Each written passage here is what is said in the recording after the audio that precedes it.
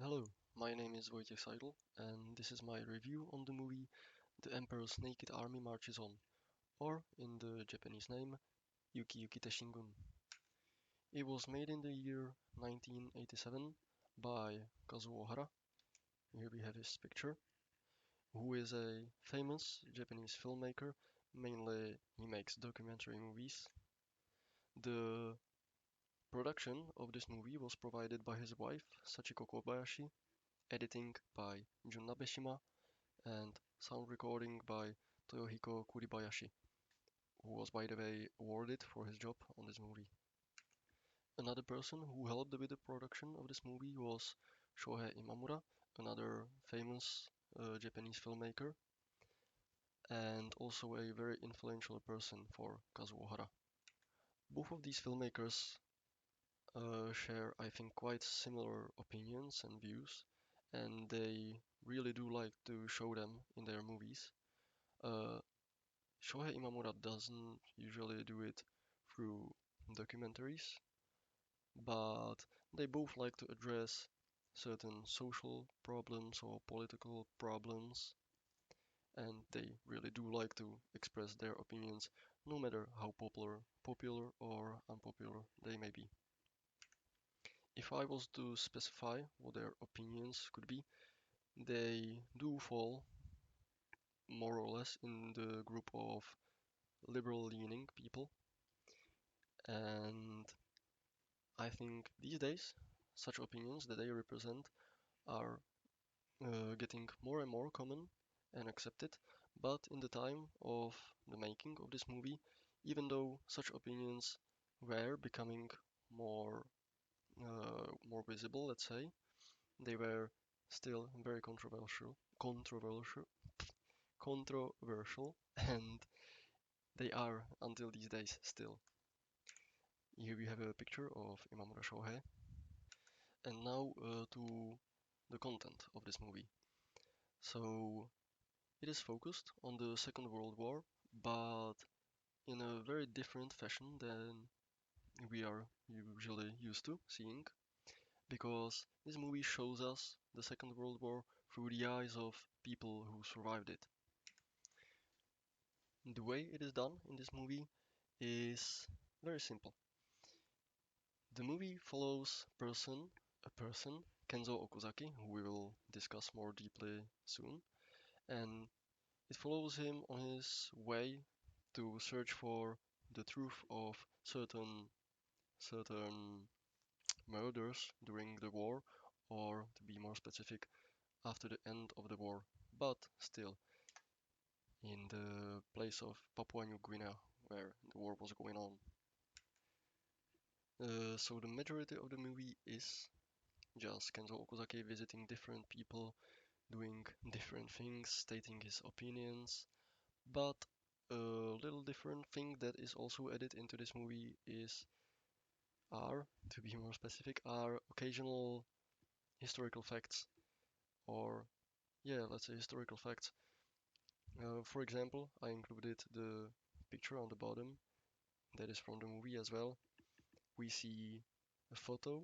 This is just a zoomed in photo of a person with this short comment to it that this young man died after being shot with a poisonous arrow and going mad, which I found really touching. That's why I included it. So as I said, um, we are not focusing on the Second World War generally, but more specifically on what was happening in Papua New Guinea. To give you a better picture of what that means, let's discuss it a little bit. Papua New Guinea was a important place strategically for the Japanese. They tried to have it, to control it, to have it as a base for their ships and their planes and so on. But it didn't really work out the way they wanted it to, because the Allied forces cut off their supplies to the island, and so a couple of hundreds of thousands of people were stuck there, and the majority of these people died in a terrible manner. They usually weren't shot or something like that. They mostly died because of starvation and disease and so on. And the part of starvation is really important because these conditions led to rise of cannibalism amongst the Japanese soldiers. And that is also something that is discussed in the documentary. And now to our main protagonist, Kenzo Okuzaki. He was one of the few survivors of the war in New Guinea, and it really must have influenced him a lot. He was also a prisoner of war in Australia for a long time after being injured in Papua New Guinea and trying to get killed. And after the end of the war, he got into some trouble, into some accidents, and he accidentally murdered a person and spent quite a long time in prison for that. And that was only the first time he was imprisoned. He was also imprisoned for various rebellious actions against the Emperor of Japan. For example, well, specifically two things. He shot pachinko balls at the Emperor and he spread pornographic images with him, and that's what he was punished for. He also spends another time in prison after the end of this movie, and to be honest, I think the filming of the movie was actually the cause of him getting imprisoned again, because it kind of led him on a path that ended in not a very, very pretty manner. He tried to murder a person and eventually shot but did not kill that person's son, and that's what he was imprisoned for. And later on, he died in the prison. Well, from this description, he might seem like a like a lunatic, but I don't think he was. Uh, he was a religious man. From what I found out, he was supposed to be a Christian, but I don't think that he was. I think that he just I don't think he believed in any particular religion, but he just had the sense of some higher will in him, and he believed that what he was doing and what has happened to him was for a purpose. And that's what he tried to do throughout his life. He tried to follow this purpose and fulfill it. And he also tried to lead others to doing so. That's why I write here that he has a strong sense of righteousness and duty, because that is his motivation. He tries to be righteous.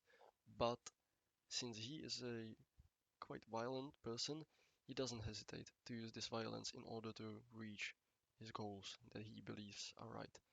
And usually, at least from what we saw in the movie and heard from him, I think that often these goals are right and are the correct goals to be persuaded, but um, it is still a little selfish to beat people into doing what you believe is right. You might be wrong. You see, this person never could have been certain that what he is fighting for is definitely right, but somehow it did work out. So, well, maybe, who knows? Maybe he was right with his religious thinking. Also, the name of Shizumi Okuzaki, that's the name of his wife, who is also seen in the movie and who must have been a great support for Okuzaki throughout his life. Now, here we have some other people that are shown in the movie. The first name and the picture on the top, that's Koshimizu. Um, he was the sergeant, I think. Well, let's say he was the leader of the group in which Okuzaki fell into. And from what we hear from Okuzaki and from other people in the movie, he wasn't the best of the leaders. He's basically the villain of this movie for a long time because we spend a lot of time trying to find out the truth about murder or execution of two young soldiers, and This execution was ordered here by Koshimizu, but almost a month after the war ended, and they actually knew that the war ended. So yeah, and we actually do find out that he truly was the the bad man, or that's what the movie tells us. The next person I have here is Kichitaro Yamada. That's the person on the bottom right. Um, he is a very important character in this film, I think. We also spend a lot of time with him when Okuzaki is trying to persuade him to tell the whole truth, and we see we see how strongly he denies the truth and doesn't want to talk about it. But after some time, they talk to each other, and they actually get into a fight as well. He later on comes to the conclusion that he probably should say the truth, and he tells us the truth, and for the first time we hear something that has never been heard from him, and that's something really, really magical about this movie. And the last person I have here is Yuki Oseo on the left bottom, and why I included him here is also quite a similar reason.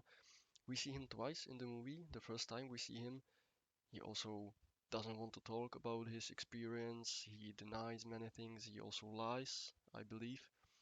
But they also get into a fight with Kenzo as well. And we see him again later in the movie. I think it was half a year after their first meeting. And we see him talking in a completely different manner. The person completely flipped his idea and his approach to this, and he tells us everything. He apologizes many times, and he truly helps uncover what happened there in Papua New Guinea. So yeah, I think we will talk about this later. And now to the questions, and yeah, to the questions of this movie. The first one, re-evaluating of horrific memories. So we see Kenzo visit many ex-soldiers, and we see him trying to get the truth out of them, but they don't really want to talk about it. And why? Well, these experiences he tries to bring up again must have been incredibly traumatizing. These people seem to feel ashamed for what they have done. They feel guilty what has happened, and for the majority of their lives, I think they try to dig it somewhere deep into them and act like these things never happened. But that's the thing what this movie shows us. It is not the best approach. Okuzaki doesn't do that, and he doesn't approve it, and he tries to beat out the truth out of these people. But we see when they actually this they overcome this struggle, and they do tell us what has happened. They often seem to be very much relieved, because I think after doing this, after accepting what has happened, they seem to be feeling like a more complete person. And what motivated them to tell these truths in the end is, I think, the feeling of righteousness, because after talking to Okazaki, they deep down, the whole time, they deep down knew that it is right to say it, because it is something that happened, and it's not right to be silent about it. People should know what has happened there. And the last thing about this that seemed fascinating to me is that all these people, even though they acted like these things never happened, and I suppose they never really talked about it, they were able to recall these memories perfectly, like really perfectly. They remembered the smallest of details. So I believe that these memories must have haunted them for their whole life.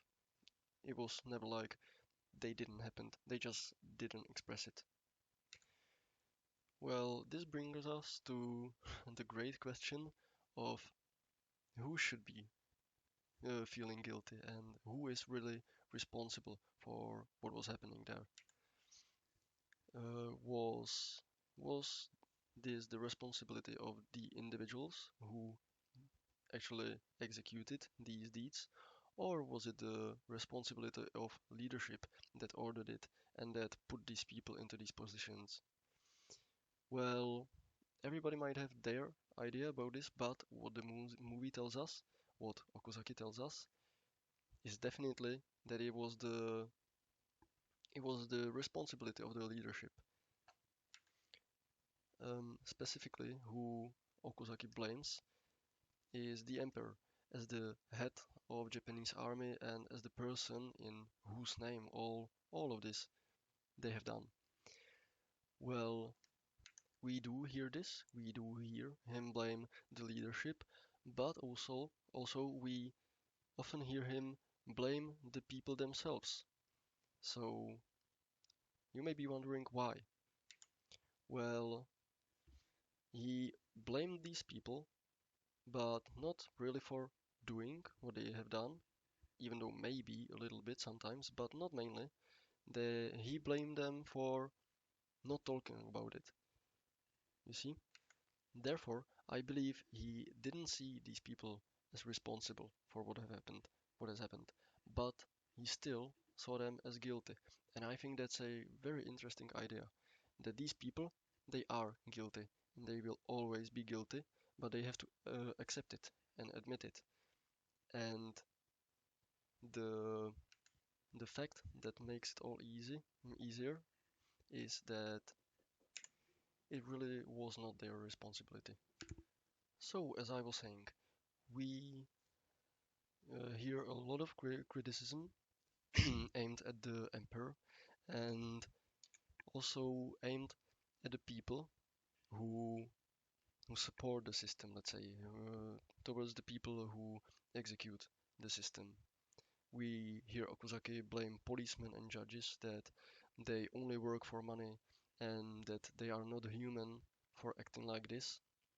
We, of course, often hear him blame the emperor who just sat up there and let all these people die and let all this happen and never really apologized for what happened. That's his big point. He really wants emperor to, as well as all these other people, he wants him to accept what is done and admit his guilt and his responsibility. He wants to hear the apology, but he actually never hears it. So we hear him fight for freedom of people and for their right to live as they wish to live. And for these reasons, Kenzo Okuzaki could be called an anarchist in a sense. Probably not fully, but many of his ideas that we see and hear here are very much anarchist ideas. Another big theme we deal with in this movie is how should we process what has happened? How should we view the war and how should we talk about it? So there are many scenes in this movie where Kenzo Okuzaki sets off somewhere to honor the fallen soldiers. He, for example, as we see on the bottom right picture, we see him write a message to put on one of the soldiers' graves. We also see him visit, I believe, mother of one of the fallen soldiers. He tells her about how her son died and how they buried him. And we see honestly many of these heartbreaking scenes where he truly still lives in the war. He never stopped fighting. I think that might be one of the reasons why the movie is called The Emperor's Naked Army Marches On, because Kenzo Okuzaki never stopped marching. We also see how devastated many people are after the war. Those people that did not die, but that were affected by deaths of others, and they are affected by them even during this movie, which takes place 40 years after the war. They still shed many tears for what has happened. And as I was saying already many times, he really tries to tell that we need to embrace what has happened and we need to embrace it fully and talk about it fully. Not not to choose what to say, but to truly say even things that will make us feel bad. And why he is trying to fight for this is that he believes that if people really told the whole truth and kept on telling it, then everyone would understand how terrible war is and it would help the humanity avoid another war. And that's in the end what he wants. And that is also what all of these other soldiers want. And it is one of the best arguments that often help him persuade these people to tell their truth, to help prevent another war. And now to talk again a little bit more about Kenzo Okuzaki. Um, One has to wonder why was he chosen to to be the object of this movie? Well, he's definitely not a typical Japanese. He is very extreme to the extent that I think everybody who sees this movie must understand how he sees. That's not the right thing to say. Everybody must understand that he does not agree, and that he will really do anything to change the things he think are bad. Well, but I couldn't agree with Kenzo Kozaki on everything, and I think neither could the author of this movie, Kazuhara.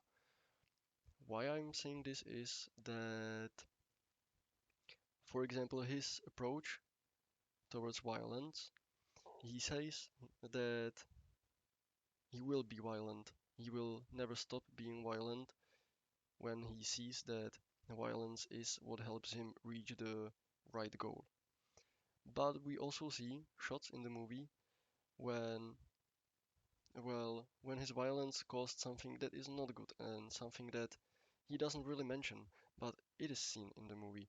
It is seen that he has, for example, hurt his own wife when he was violent towards one of those soldiers, that these people, for example, one of them had to be taken to the hospital, and so on and so on. So there really is the other view that, well, yes, he is using violence, and yes, he is right, he's often right to reach his goals, but violence is not completely alright. And to talk a little bit more about the violence, um, his violence, Kenzo's violence, is not the only one we see discussed in the movie. Well, we spend majority of the time in the movie discussing violence, discussing those violent acts that happened during the war, and he himself is the person who denounces these violent acts and tries to reach the truth about them and prevent them from happening. But this is the this is the strange thing about this. He is fighting violence by using violence, and that is what I see as the biggest problem with this person. So, what is it this movie shows us? What is it that this movie wants us to take away from it? Well, first of all, it really tries to show how terrible war is. It describes how these soldiers starved and had to kill their own friends and eat them to survive. And it shows how much they are broken even now after the war. Like the war, the war, even though it ended, it never really ended for them. It left a mark on these people forever, for their whole lives. Also, what we see in the movie is that often people have to do things, even though they know they are not right, they have to do it in order to survive, for example. But what is important and what this movie shows us is that, okay, this has happened, but you must not act like it did not happen because it did. You have to accept it and then you might be able to live with it. And now, how was the movie accepted when it came out and how is it accepted now also? Well, I have talked to a couple Japanese people, mainly younger people, and about half of them didn't really know about the movie. The other half of them did know about the movie, and generally they they thought it was a good movie, I would say, a very controversial movie, and they also thought it was very thought-provoking. Um, but at the time it came out, I believe it was viewed overall positively, but I see that because of how direct and harsh the movie is, it must have been hard to accept, mainly for the more nationalist type of people in Japan, because it really does criticize a lot that is typically Japanese. Well, this harsh criticism towards the emperor is something that must be really controversial in Japan. But uh, it was a good movie, and it was a good movie not just for the Western part of world, but for Japanese as well, because it was awarded multiple times. For example, uh, it received the Kinema Junpo Award in 1988, and that is only one of number of awards it really earned. So the criticism towards it was generally very positive. And what is the purpose of the movie today? Is it still relevant? Well, it definitely is, and probably even more nowadays than it was back then, because now we do really have war. It really is starting, and movies like this that shows us how terrible war is and reminds us of this, and reminds us that we really shouldn't be doing this because it will destroy everyone. They are really important, and I think it would be much better if such movies were shown more and known more. So this would be about it. I thank you very much for listening to my talk, and I hope we will hear each other again.